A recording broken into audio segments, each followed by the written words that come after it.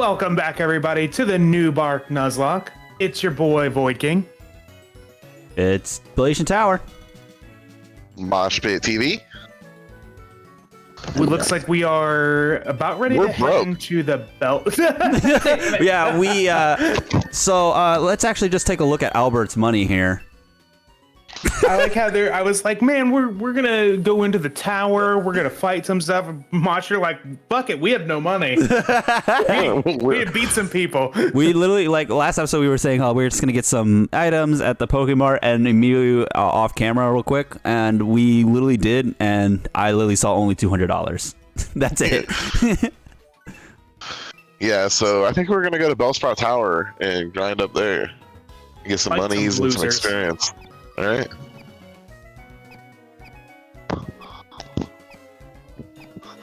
What are you doing? That's our trainer card. All right. Hero butt. I'm 12. Anyways, but yeah, we are on our way. We were actually kind of strategizing what to do next, and our next plan is actually to take out Bellsprout Tower, and we're gonna have Baby Boy up front. Johnson's fine. He's going to be fine. And we'll have Baby Boy up front, mainly because Bellsprouts give us attack EVs, and if we just make Baby Boy strong, everything else will be fine. That's our plan. We can raise up Baby Boy. He has what? I just noticed that Baby Boy has keen eye. Yeah. Weren't we fighting something earlier that we complained that he was getting sand attacked? Yeah, Pidgey. But Baby Boy was level 5 and that Pidgey was level 5, and I was like, I really don't want to do a bird on bird action yet. Fair enough. Bro Tower. So yeah, we're trying to just beat up these bald headed dudes for money realistically, because we're actually poor and we need to make sure we're stocked up on stuff. We also still have a catch in this place. Yes, we can. I'm trying to see if we can get if anyone will spawn. Get it out early. Yeah. So there are Rattata. We got you already. That is a level 5 Rattata, though. Whoop its ass. Oh, as I say, Hypnosis. Funny enough, Hypnosis. I think Hypnosis. This game, and the problem is with this game, right? Here's the issue with Hypnosis, right? I don't know if you guys know this or not, but switch into Dreamweaver. It's a 60 base accuracy move. Yeah, it sucks. It sucks complete butt. Switch into Dreamweaver. Yeah, let's get some. It's got the defense and it can static it. That's true. I mean, Baby Boy was doing okay. That was alright. It was fun too. He lowered his defense already once. Yeah. Ow.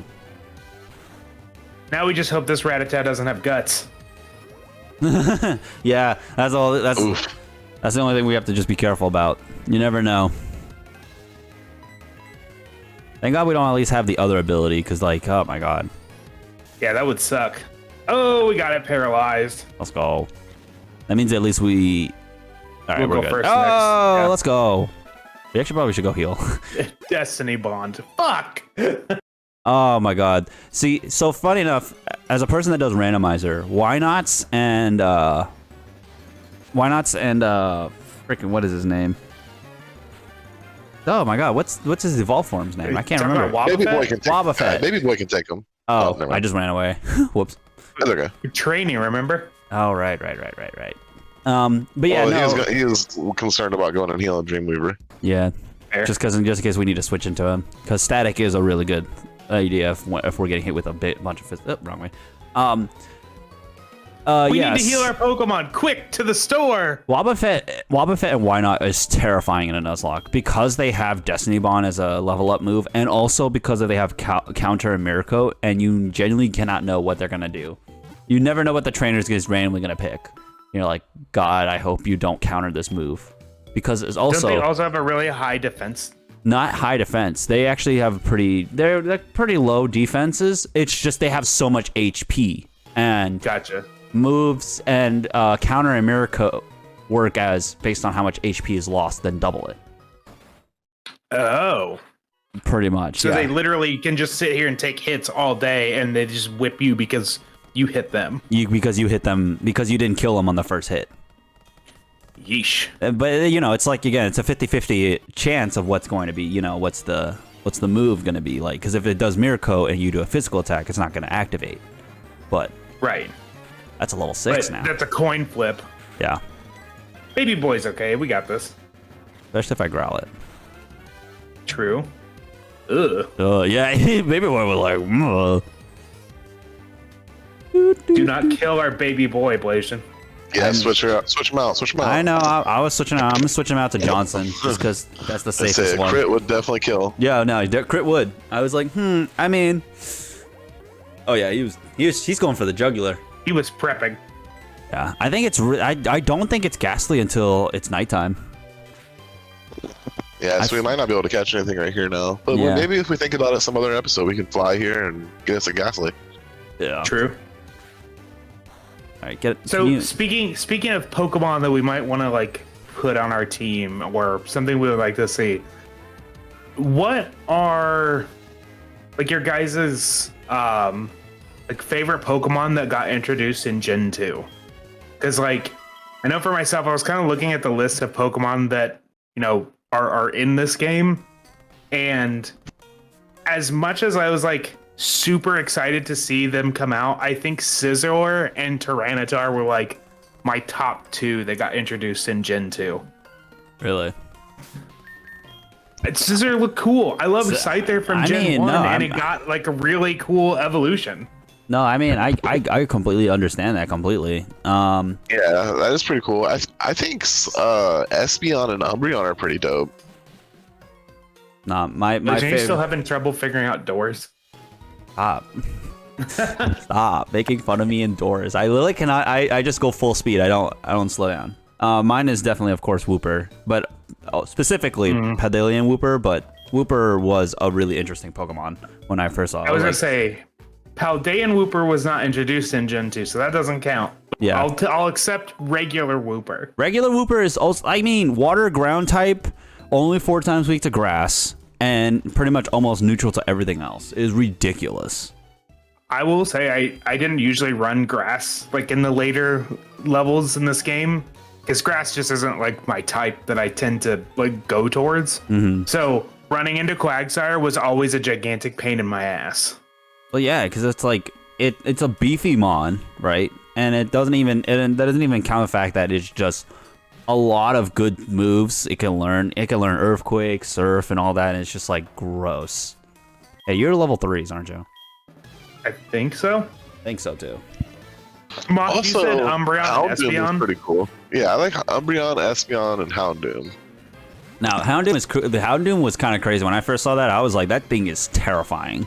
I was like, what is this thing? The demon dog that was dark and fire. Yeah. Literally. Oh, baby boy. I like the dark Pokemon because they got introduced in this gen, and I was like maybe 9 or 10 when Gen 2 came out. So it's like awesome dark Pokemon. Like that's crazy. I've always liked the steel typing. Like I thought that was a really cool idea. It's like, and I mean, again, with Scarlet and Violet, I got Scarlet because future. So that makes sense that I liked, steel. Yeah. But You got Violet because future. Did I say Scarlet? Shit. Yeah, I got Violet. Well, then oh, go ahead. I just the steel, like having that idea that a Pokemon is like part metal is so fucking cool. Well, yeah. Then here's a question. Then, what is your favorite type? Like just in general now, just like in general, all baseline. Like if what is your favorite Pokemon type? And realistically, with that type, like if you were a Pokemon gym leader or trainer, with like what type would you be mostly focusing on? It's weird because I was just talking about steel types, but poison. Wow. I would absolutely love to be a poison type gym leader. Really? I love the designs of most of the poison types: Ariados, Arbok, Nidoking. See who else is poison? Like from the later Tentacruel. Seismitoad's not poison. He's Water not. ground. Nope, water ground. I thought he was water poison. No, No. he's water ground. But Croagunk. Krogunk was crazy in Gen 4. When I first saw Krogunk, I was like, Croagunk and then Toxicroak. I was like, those are two cool poison types. Yep. I was like, those are cool. Venomoth. I meant Toxicroak, you're right. But still, Croagunk, the entire line. Well, Croagunk was just really good just because the anime was like, hey, Brock, you're going to have this Pokemon that stabs you every time you try to hit on a woman. But Toxicroak had those, like, fucking spikes at the end of its... He just looks so killer. Oh. So, I think, I'd have to look it up, but I'm pretty sure he is designed after... a specific frog I just learned about like earlier last year. It is a frog that literally, they call it like the Wolverine frog because like the Marvel character, he will break his bones in his arm and like have them come out of his arm as a defense mechanism. And That's then crazy. will retract them later when it's not scared. That's metal as fuck. Yeah, it's also got like it looks like it's got like really hairy like protrusions all over its body, but they're actually like, it's actually like either like fatty tissue or like sensory tissue that just looks like hair all over its body. Hold on, let me see if I can find a picture of it. That's crazy. What about you, Mosh? What Pokemon gym leader would you be? I think that if I was a Pokemon gym leader, I would want to be a ghost type gym leader. Ghost type. Any specific favorite ghost type? Say what? Any what is your favorite ghost type Pokemon then? Well, my favorite Pokemon is like a tie between Duskull and Ghastly. Ooh. Duskull's line is interesting. I was kind of always afraid of it just because of how bulky that line is. Mm-hmm. And then Ghastly's always just, Like, a fan favorite kind of thing. He's always just awesome. Ghastly's so cool, man. Yeah. Gengar, also a poison type. Yeah. Both, yeah. It was just interesting. And interestingly enough, it's just that in Generation 1, they were the only ghost types. Which was like, yeah, to in me, Generation 1, wasn't every grass type also poison? yeah. I think there was only one Pokemon that wasn't. Yeah, as I say, there is one that isn't. Hold It's on, I'm Tangle. It's looking it up Tangle. real quick. It's a Tangle. You're right. Yeah, Tangela. Tangela. Yeah. That's the Are only you sure? Pokemon. Tangle's not poison? Nope. Yep, I'm looking pure at it right grass. now. Tangela is pure grass. You're a grass type. And actually, technically, there were grass types that were not poison types. Execute and Executor were grass psychic. Yes. That's true. But maybe it's the other way around. Every poison type is grass type. Nope, Venonat, Bug Moth, or Bug Poison. Well, I'll just go fuck myself. Well, no, you have a point though. In Generation 1, it was littered with nothing but grass poison types. Yeah, most grass types were poison as well, except for the like 3 that we mentioned. Yeah. Well, and I guess Parasect and Paras, because they're grass bug. Yeah. But like when it came to ghost types, the only ones were Ghastly, Haunter, and Gengar. Well, it was like that with Dragon too, right? With Dratini line. I think so, yeah. Were Yeah. there no other dragon types? No. You're I right, don't there think were no so. other dragon types. There were no other dragon types. It was kind of crazy. There was that Pokemon that looked like a dragon. His name was Charizard. Who? I was so, you know what I was so upset about when I was doing Generation 1? It was definitely finding out Charizard couldn't learn Fly. And I was like, that is grade A bullshit. He has giant wings. But they can't carry you. Yeah, apparently. No, they But can't. a Pidgey can. Yeah. Oh yeah, Pidgey is all down for it. But yeah, for me, funny enough, if I was a gym leader, my type. So originally, I used to be, of course, when I was a kid, I was like, oh, I'm a fire type trainer. Oh, you berry holding bitch. Yeah. I was a fire type. I always thought I would be like a fire type trainer. But as the years went on, eventually, I was like, I'm more of a ground type trainer. I would love to be a ground type gym leader. Especially having Torterra and having Paldean Wooper or Paldean Clogsire on my team would be just beautiful. Who was it? Was it Clint? Is he a ground type trainer? Ground type gym leader at one point? who Yeah. had Excadrill. That guy I love is the idea of Excadrill. Steel ground. Yeah, that Excadrill was kind of crazy because everybody was like, that thing will destroy you if you're not careful. Yo, they need to put Excadrill in Unite. That I would actually be fine with that. Like he I'd be digs down. underground. I would like pops out, kind of like Gengar. I would like Bastiodon as a More like defender. Gengar, like where you can't see him. Ooh, that would Well, be. I mean, That'd be interesting. Garchomp does have dig, where you can't see him. That's true. You kind of don't get to target him until he pops up. Are there only 3 poison type gym trainers or gym leaders in the entire series? I think so. I think it's only 3. Yeah, because you got Koga, Roxy, and Janine. Yeah. They don't. My problem with Pokemon and Game Freak in general is that I feel like there are so many. They kind of just, when it comes to like gym leaders and the Elite Four, I feel like they got to do a way better rotation about what Pokemons are going to be. You know, where you're gonna fight. You know, because I feel like they just lose a lot out of all of these other types that they have that they should definitely be doing. You know. Well, like Poison would be such a good type for a leader because Poison is like tacked on as a subclass for a lot of different types, so they could be a very versatile fight. But then also you have to worry that the fact that your Pokemon, unless you're going in with a Steel type, it may like win one battle, but it's going to be a war of attrition as they sit there and just poison every one of your Pokemon to the fact to where you have to either keep healing or keep switching out. Yeah. So like it would increase the like difficulty of the games, and it would get to show off all the poison type Pokemon that they have. If anything, if I'd say for Game Freak, if they want to also do something, because you know in later games you're gonna have like someone with Steel types who are immune to all of that poison stuff. I don't think there's a poison move that would just corrode metal, where it's a specific signature move that becomes super effective against Steel types.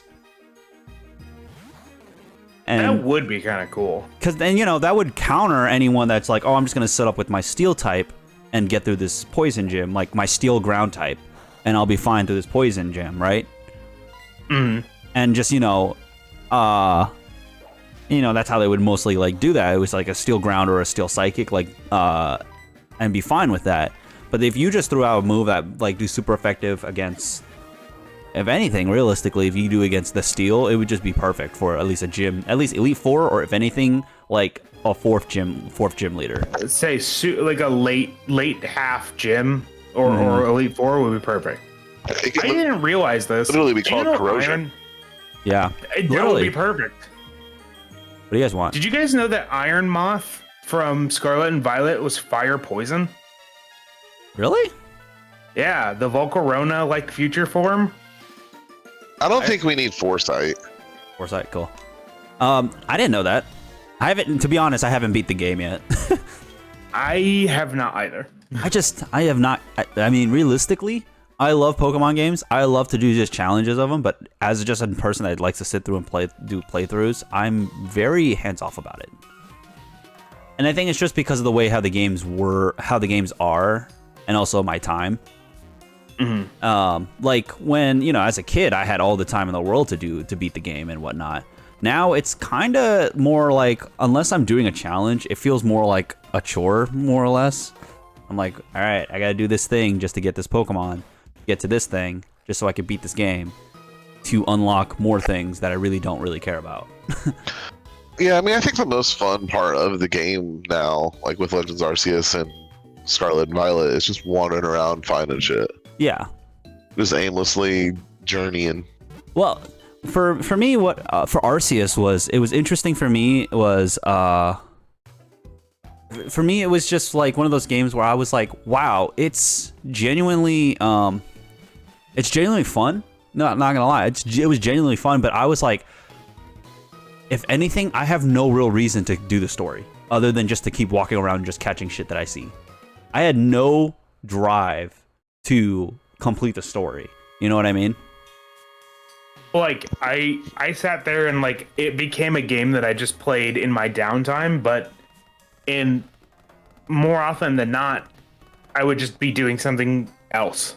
Like I didn't stream it quite a bit. I have my own stream file that's still saved at like the 3rd gym or 4th gym. Mm-hmm. And now my home game, like I'm getting ready to go. I've already beat the Elite Four, and I'm moving into the like the what is it called? That pit. This is Area 0. Like I'm finally moving into that, but I mean that was weeks ago that I picked that up. Mm-hmm. Yeah, I haven't played Violet in probably 2 months. But anyways, I played it really, really hard for a couple months, and then I'm burnt out now. I'm same here. Anyways, folks, we are at the top of Bellsprout Tower, but unfortunately, we'll have to end it here. We'll try to beat that old bald guy up there later and get Flash. But thank you guys so much for watching, and I'll see you guys next time. We'll see you guys. Bye. See you. Bye.